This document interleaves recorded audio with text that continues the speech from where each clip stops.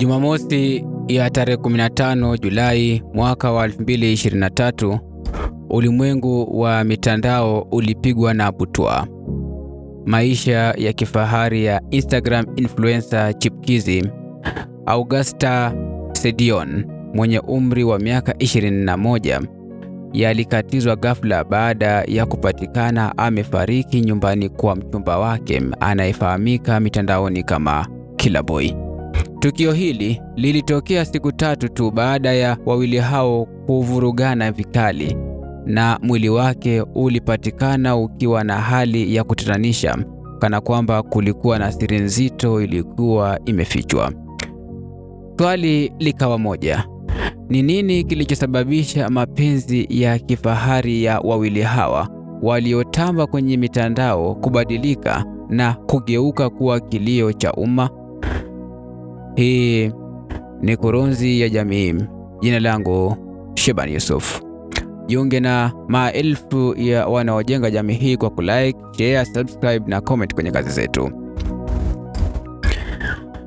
Benjamin Best, kijana wa miaka 26, ndiye anayejulikana kwa jina maarufu la Killer Boy. Mitandaoni, hasa kupitia Instagram, alikuwa amejikusanyia zaidi ya wafuasi 84,000. Wafuasi waliomshuhudia akijivinjari kwa mavazi ya kifahari, dhahabu safi, 80,000 akiwa ametia katika steki ya dhahabu, na mara kwa mara akipaa kwenye ndege binafsi. Lakini nyuma ya pazia la maisha haya ya kifahari kulikuwa na maswali mazito. Pesa zote hizi zinatoka wapi?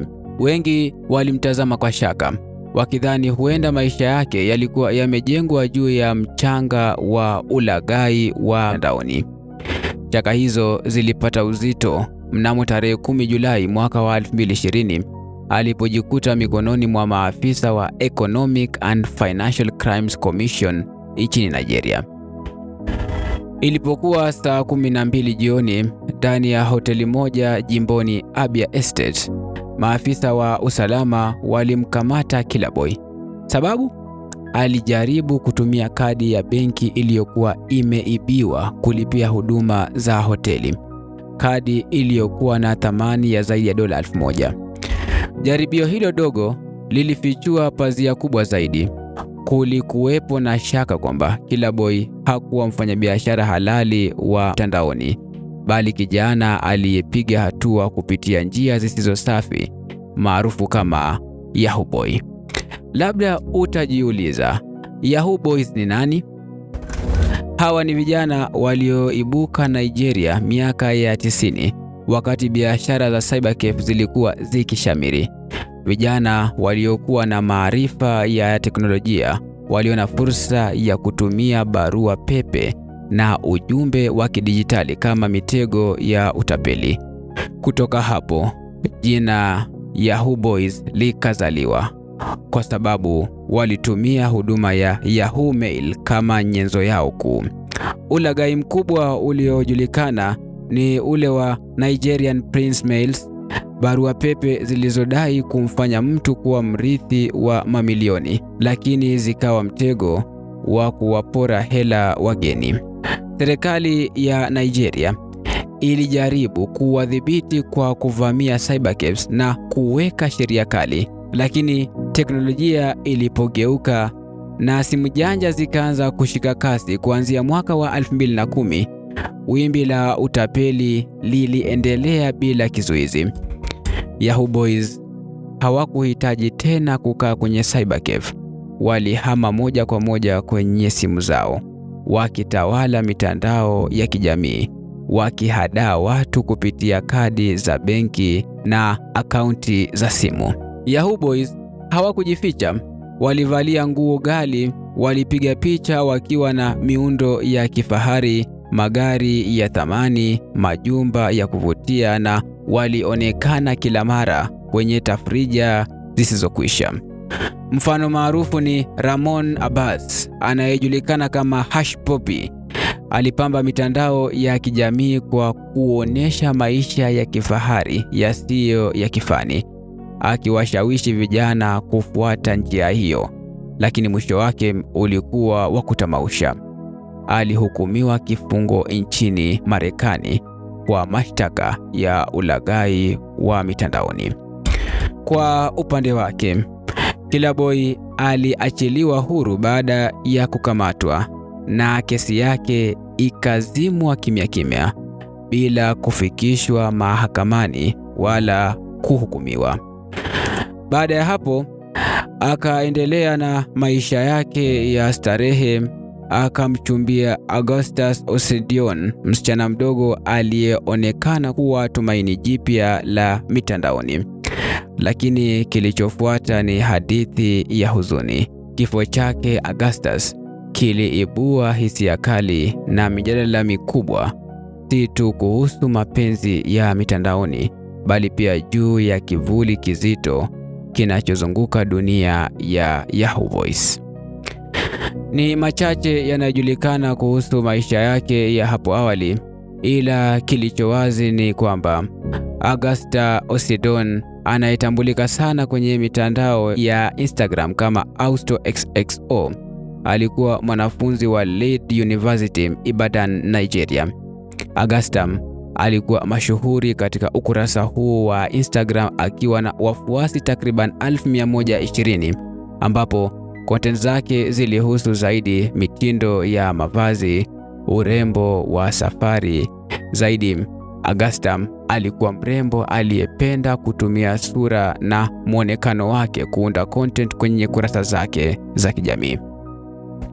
Hata hivyo, mchumba wake Killaboi alimpatia maisha ya starehe, akimfadhili safari za kimataifa, mavazi ya kipekee, vyakula vya hadhi na zawadi kemkem.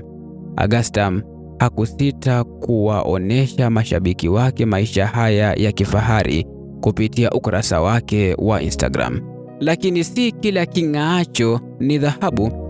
Mambo yalibadilika katika mahusiano yao.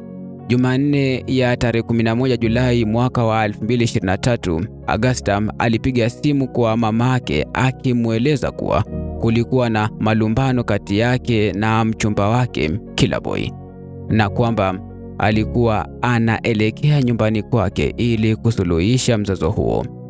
Hata hivyo, jitihada zote za mama yake kuwapatanisha hazikufua dafu. Jumamosi ya tarehe 15 Julai mwaka wa 2023, mama yake Augustus alipojaribu kumpigia simu bintiye bila jibu, na pia akampigia Killaboi bila mafanikio, aliamua kuwasiliana na rafiki wa Augustus aliyemuelekeza nyumbani kwa Killaboi huko Ikota. Walipofika, walikuta gari la Augustus aina ya Mercedes-Benz C30 limeegeshwa nje, lakini nyumba ikiwa imefungwa.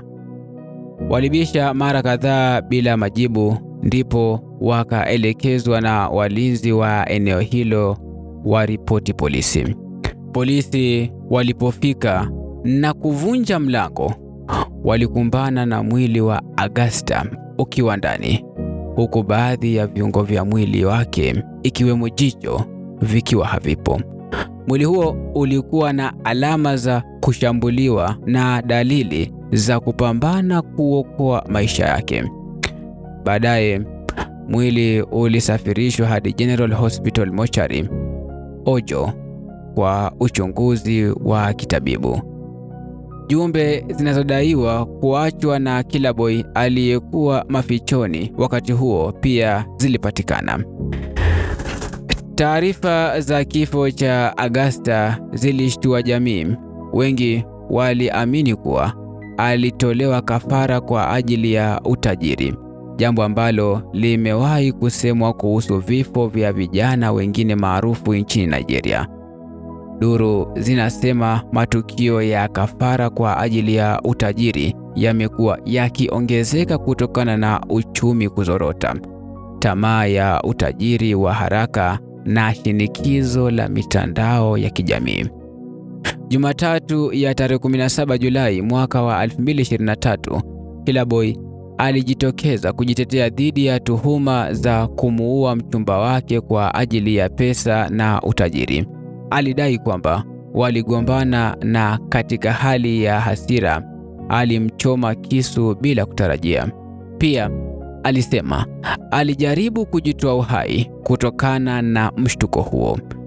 Killaboi aliomba msamaha, akiwataka watu waache kumsingizia uchawi na kafara, akidai kazi yake ilikuwa halali na mchumba wake alifahamu hilo. Alikiri kwamba mapenzi yao yalikuwa ya sumu na kwamba laiti angeachana naye mapema, yote yasingefika hapo. Baada ya kauli hiyo, ukurasa wake wa Instagram uliwekwa private na kufutwa kabisa Jumanne ya tarehe 18 Julai mwaka wa 2023. Mpaka leo Killaboi hajatiwa mbaroni, huku kukiwa na madai kwamba alitorokea nchi nyingine. Kesi hii ya Agusta na Killaboi imeacha funzo kubwa kwa jamii kuhusu unyanyasaji wa kijinsia, mapenzi yenye sumu na tamaa ya utajiri unaochochewa na shinikizo la mitandao ya kijamii. Sijui nisemeje, ila kuwa makini na zidi kufuatilia kazi za Kurunzi ya Jamii. Jina langu Sheban Yusuf.